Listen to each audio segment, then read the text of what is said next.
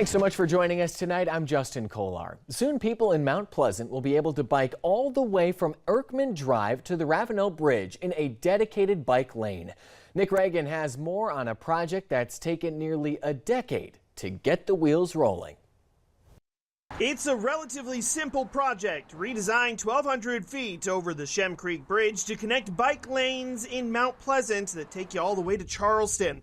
But it's taken 9 years to get to this point. It can obviously be frustrating at times for something that seemingly is such a simple project as resurfacing, but especially when you start to incorporate federal funds or grant funds in this case, you have additional checks and balances that you have to go through in order to get something permitted. The $1.2 million project was first awarded federal funds in 2016. Now in 2026, the Transportation Alternatives Program grant is contributing around $865,000 towards that total cost. Anytime that you're able to seek and successfully be awarded outside funds, whether they're federal or state grants or nonprofit donations, things like that, it does absolutely take the burden off of the town and ultimately the taxpayer to fund these improvements. And for townies and tourists alike, a walkable or bikeable town is the way to go.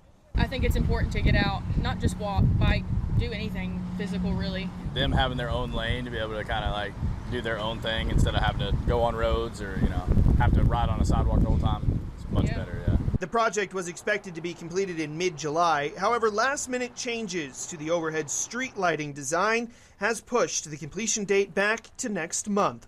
In Mount Pleasant, Nick Reagan, Live 5 News.